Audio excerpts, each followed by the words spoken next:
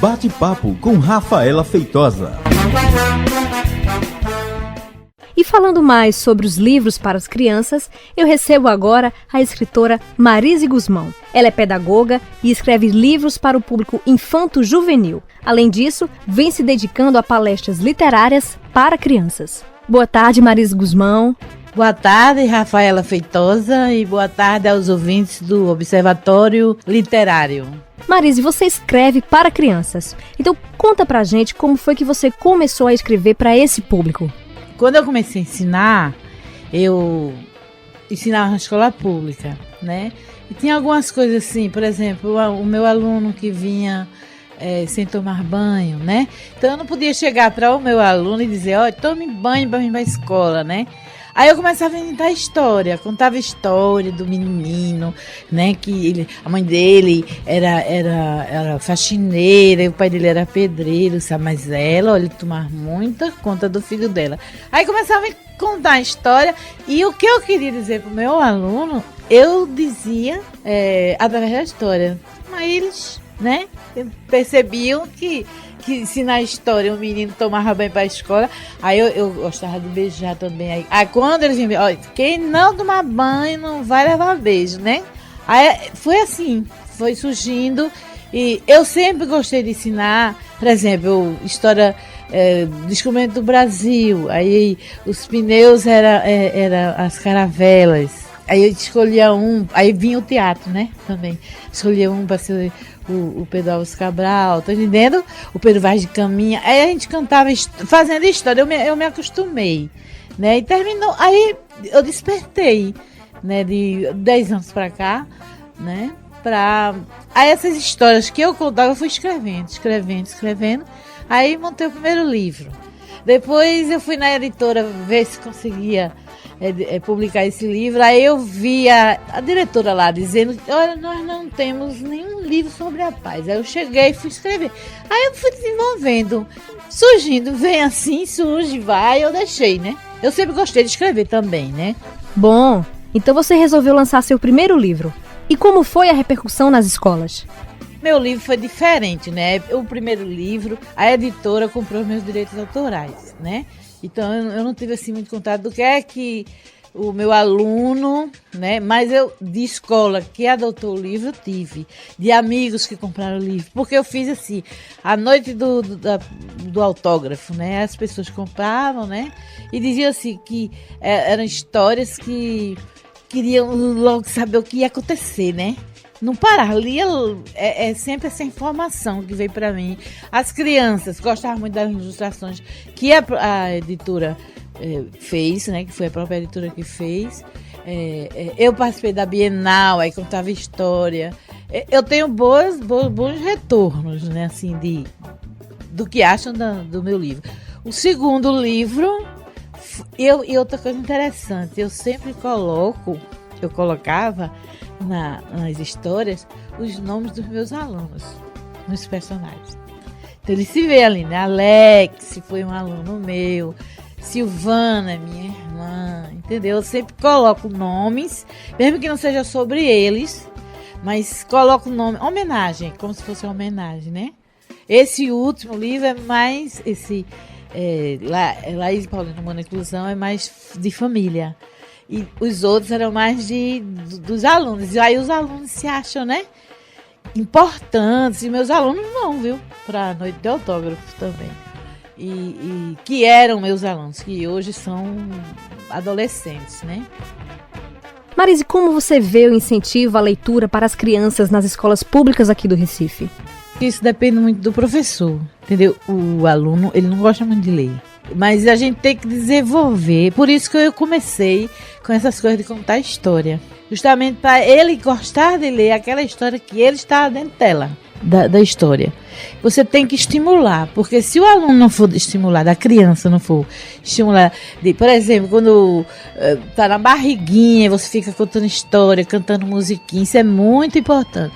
Mesmo que ele não saiba nada, não saiba ler, você conta a história, dá o livro para ele, diz o que? Conta a história para amanhã. meu paiinho, né? Que hoje é mãe, pai, né? Conta a história. Mesmo que ele conte outra história, não seja aquela história, né? A história dele e já está desenvolvendo, entendeu? Marise Guzmão, fala um pouco pra gente agora sobre o conteúdo dos teus livros. Eu fiz a continuação do primeiro livro, que na verdade era o segundo livro, que era sobre a paz, mas se tornou publicado, foi o primeiro, e que tem o Senhor Alfabeto, né? Que eu personalizei o Senhor Alfabeto nesse livro e personalizei a Dona Língua Portuguesa. E nesse segundo livro eu explico como eu personalizei. Aí entra a fada, o castelo, sabe? Que a fada vem, vê que ela gostava muito de ler, mas sabe que muitas crianças não gostam não sabem ler. Aí ela transforma o seu alfabeto com a varinha mágica dela e transforma a Dona Língua Portuguesa e as letrinhas em pessoas, né? E a partir daí o seu alfabeto da Dona Língua Portuguesa vão alfabetizar as letrinhas, vão ensinar as letrinhas a se juntarem para formar palavras, entendeu? Aí no que ela está alfabetizando, as crianças vão aprendendo. Que esse livro é um paradidático para ser trabalhado na alfabetização. Que hoje é o primeiro ano, né? Que não tem mais alfabetização, porque a alfabetização foi incluída no ensino fundamental. Por isso que hoje o fundamental são 9 anos, né? Então, o primeiro ano, mas eles estão sendo alfabetizados. Isso é um paparidade. E ele vai participar da história também, porque eu deixo em aberto. É como se tivesse exercícios. Eu conto a história e tem exercício para ele complementar a história. Qual autor, né?